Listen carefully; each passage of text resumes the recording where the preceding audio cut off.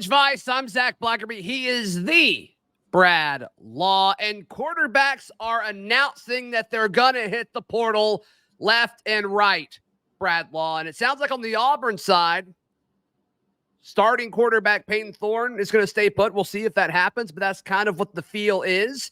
That's not the case throughout the rest of college football. So the big one they hit just a few minutes before we sat down to record, Grayson McCall, the quarterback at Coastal Carolina, has been very successful there. He entered the portal a year ago, and he couldn't make it work academically. At least that was the story, both when he visited Auburn and visited Florida. It sounds like there was mutual interest both between those schools and him, but they couldn't get it to work academically. Now it seems like he's graduated, and there's a lot more freedom with that because he doesn't have to worry about progress towards degree anymore. At least that's the assumption and some of the early reports on this. Does Grayson McCall make Auburn better, Brad Law? That's a good question. And before we get to that question and any other question, you have to answer the question is, do you need a new quarterback? You do. You need a new quarterback. Okay. Yes. All right.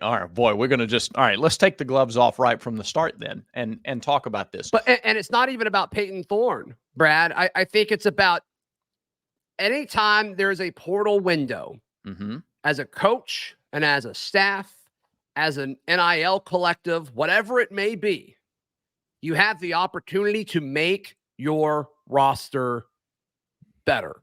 Okay. And I think that's an opportunity. So anytime there's a quarterback that enters the portal that you think could convert Auburn's season to more wins in 2024, you have to reach out to them. I agree with that. Okay. Now, let's talk a little about Payton before we talk about some of these other guys. And I do want to talk about these other guys because I think I think there's a really productive conversation.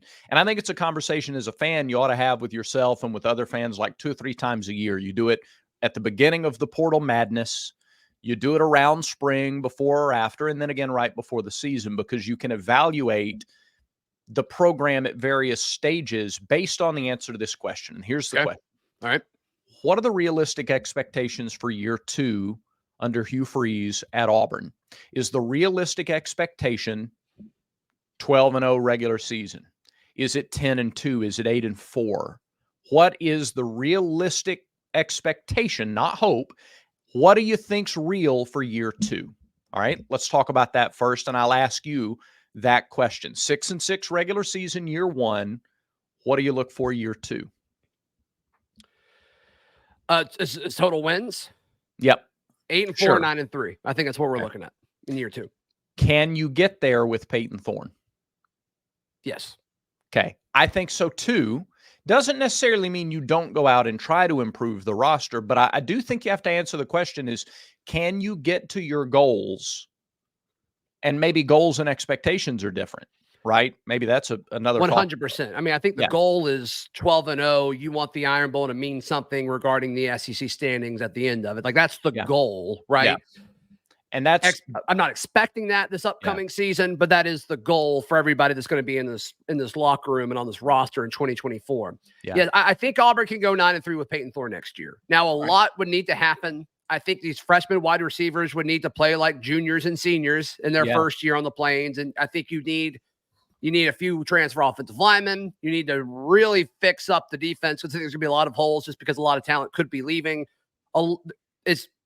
A lot of that's outside of Payton Thorne. But I would say that the percentage isn't as high as if this team was being led by a Grayson McCall or a Riley Leonard or a Cam Ward. And so to me, the job of everybody who's involved with roster management, and that's a bunch of people, your job is to get, all right, what percentage, like, okay, this guy gives us, 4% better chance to go 9-3 or 10-2 in 2024. So yes, the answer to your question is yes. Auburn can go 9-3 with Payton Thorne, but I think the chances are better if they look somewhere else. Okay. I'm going to stay with Payton just for a little bit longer in this conversation and ask what you need from your quarterback to accomplish your goals next year. What level, what sort of, and again, give me some rope on this because these are hypothetical situations and every game is different, as the former head coach used to say, every game's a little different. Sure. So I got all that, but just give me a baseline. What's the expectation for the quarterback?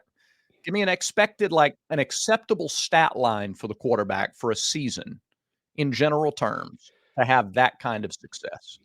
I think in modern day offense, I think Auburn's passing stats should look like an above average passing stat. I would love to have a quarterback that could average 200 to 250 yards per game, which I don't think is asking for that much, but it just seems so far away.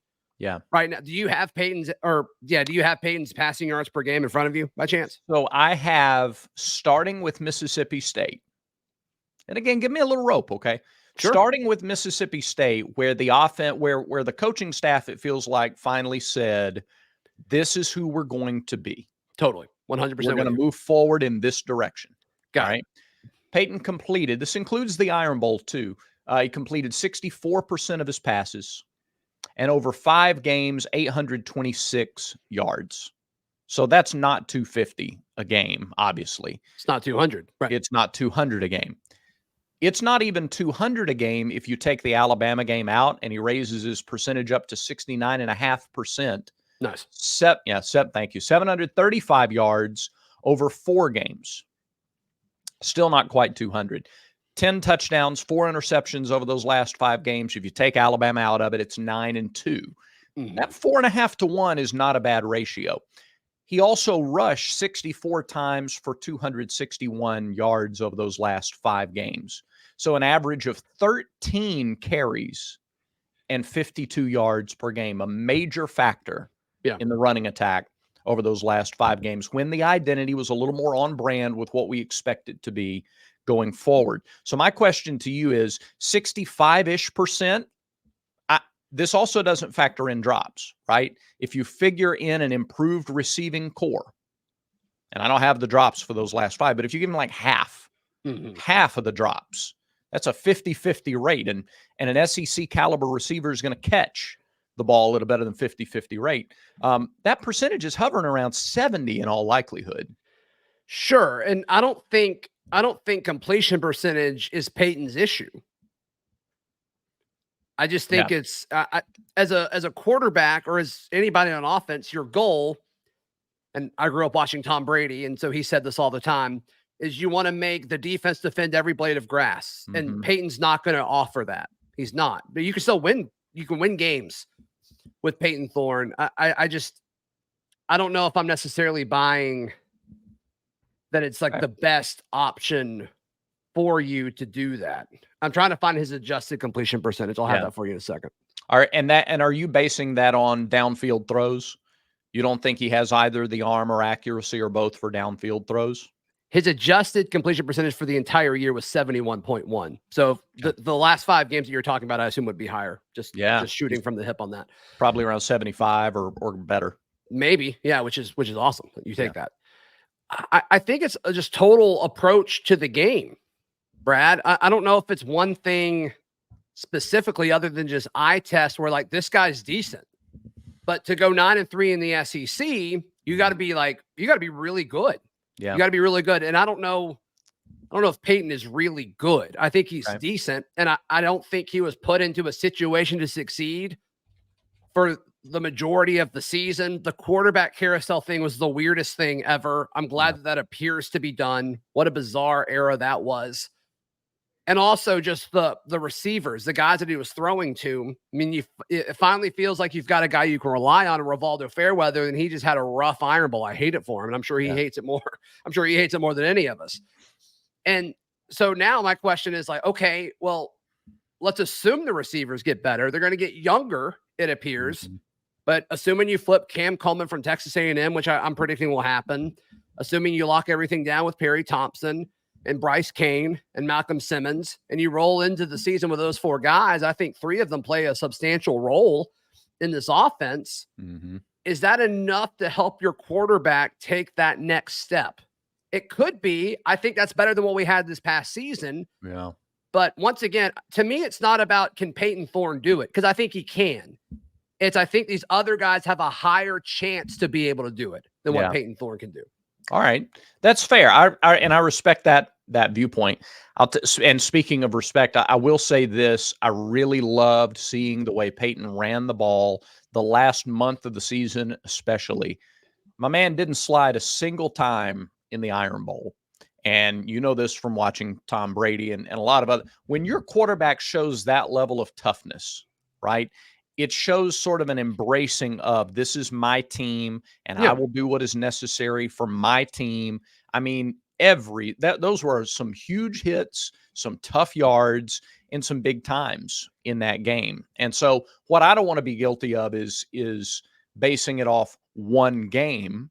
I just think there's such a big difference between the first half of the year and the second half of the year. Would we agree maybe that his worst game was Texas A&M? Probably. Cal was pretty bad. Yeah. A&M, sure. LSU was really bad. Okay. But sure. I mean, if I'm not going to argue if you say Texas A&M was the worst game. Sure. All right. Would November Payton Thorne have fared better at Cal or at Texas A&M? Would those games have looked any different? And let's zoom out, because I don't think this is all about Payton Thorne, just like it's not all about the quarterback, right? I think we both agree there.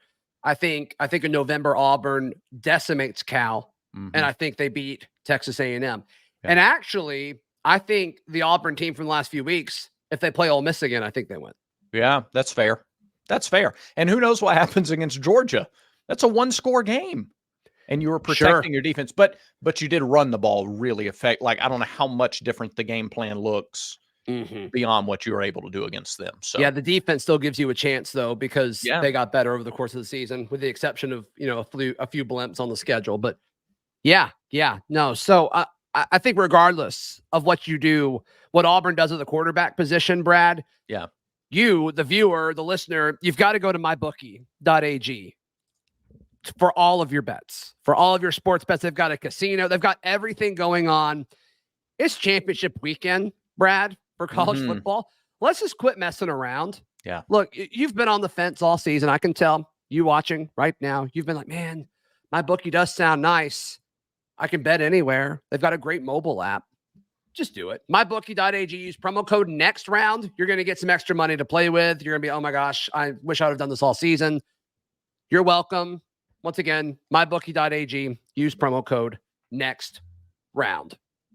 Are you good on Payton? Can we talk about Grayson now, or are there a few more Payton Thorne points that you want to touch on? We're good. Moving right along. Grayson McCall, we touched on the top of the show, Brad. There was mutual interest between Hugh Freeze and Auburn and Grayson McCall. Couldn't make it happen, so he went back to Coastal. He took care of everything he needed to take care of now. The timing makes sense, right? The timing makes sense because Auburn needs, I think, one more year of either it's Payton Thorne for another season or a Grayson McCall or some other older quarterback that's got 1 year left of eligibility. And then I think you turn into a true quarterback competition between Hank Brown and Walker White next year. I think that's the perfect scenario regarding timing. And then you get multiple seasons with whoever wins that job as a starter. To me, this is a no-brainer that Auburn needs to reach out. I don't know, though, Brad. I don't know if he's plan A. I don't get the feeling that Grayson McCall is plan A. But the fact that that may be a fallback plan for this coaching staff, I'm all for it. Once again, even if Grayson McCall comes, and we'll talk about KJ Jefferson in a second, those guys are obviously transferring somewhere where they hope that they can start, where they expect to start. Yeah. My understanding is Payton Thorne's not backing down. He's not going to transfer just because somebody else transfers here or Auburn's looking elsewhere. He gets the business. He gets the fact that Auburn is always trying to make their roster better at every position. So my understanding is Payton's going to go through spring regardless, and then he may make a decision after that. That's kind of what I've been told. And to me, I think that is perfect for Auburn. Generate competition over the spring, because we all knew what was going to happen last spring. Yeah. It's like, well, Robbie and TJ are here and Holden, and it's like, well, TJ's going to transfer. Why is he even getting snaps, right? And the feeling was, well, they're going to go out and get somebody in the portal anyway. And so now we're not wasting a spring when it comes to quarterback development. So regardless of who they bring in, if it's a Grayson McCall, if it's a KJ Jefferson from Arkansas, whoever it may be, it's a much better situation than where we were a year ago. Yep. Yeah, absolutely. And let's talk Grayson McCall here for a moment. It's hard to argue against career stats like what he has put up. And he had the injury, so he was limited this year midway through the season. Didn't play in the month of November or late in October. His career completion percentage is at 70. Like that's not a game. That's 4 seasons worth. That's a body of work. Right. That's a big old body of work. 70%. I love big bodies. When you can't lie. 10,000 yards, 88 touchdowns, 14 interceptions. 6 of those came this season. Prior to that, 2021 and 22, he was averaging like 25 touchdowns and 3 interceptions per year. Now, he has done that against the schedule that Coastal Carolina plays. And the schedule that Coastal Carolina plays, as we all know, is colossally different from the schedule that Auburn plays. The talent is different. The environments are different. It's all very different. Pro scouts like him a lot, 6'3", 220. But that's sort of here's why you'd be excited. And here's why you'd still be just a little bit cautious about having Grayson McCall run your offense. By the way, wherever he decides to go, there's going to be reasons to be really excited and optimistic and reasons to still be a little hesitant. Yeah. Yeah. I love the personality match of Grayson McCall at Auburn. He would feed off of the energy inside Jordan-Hare Stadium so much, so much. And I think that would be infectious. Much like I thought Payton Thorne matched from a personality standpoint, matched the Auburn energy, but it's different. I think Payton Thorne is very focused, very, this is the task at hand. And I think Auburn people really love that and respect that he, this was a business decision for him. And I think they appreciate it. Grayson, I think, would be very much more of a, just want to scream and just, get into the action and just feed off of the energy and hype the crowd up after a big play. And I think Auburn would appreciate that as well. I think both of those things can exist here at Auburn. So we'll see. From a personality standpoint, though, I think he would leave with the Auburn people absolutely loving him. Yeah. I think, I don't disagree with that. And I'm so, and a lot of this has to do with other pieces that decide to come back and would be playing with him too. Sure. How much do you think Auburn's 2024 quarterback impacts recruits who may or may not decide, or how much do you think the quarterback impacts other transfers who may want to come in for the 2024 season? Do you think that there's a lot of carry to that, or do you think it's a fairly independent move? No, I think it matters. I think it matters.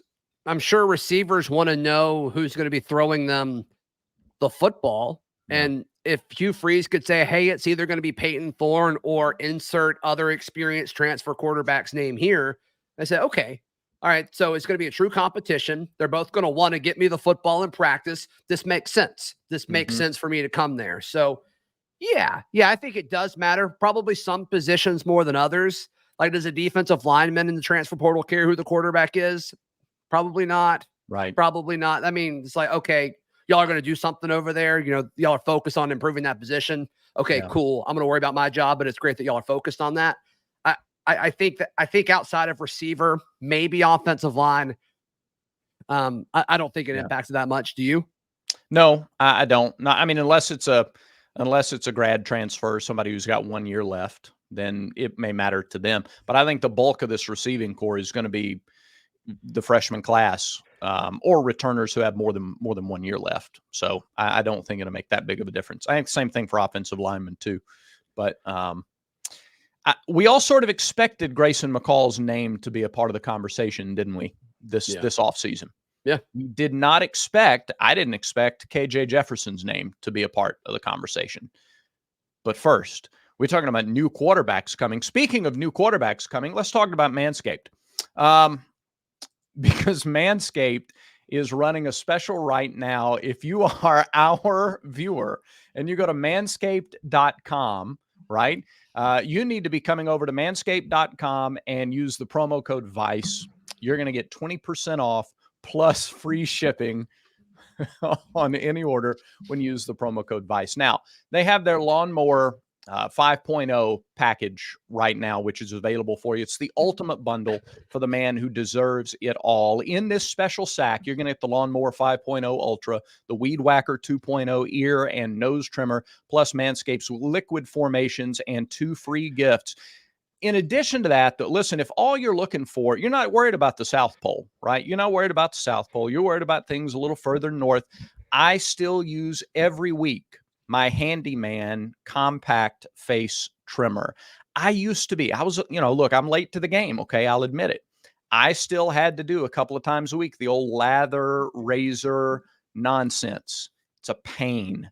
The Handyman is just, it's so convenient. It's a quick little 20 seconds or so, a couple of times a week, and I'm ready to go. You can get that as well for 20% off plus free shipping by going to manscaped.com. Manscaped, the very best in men's grooming.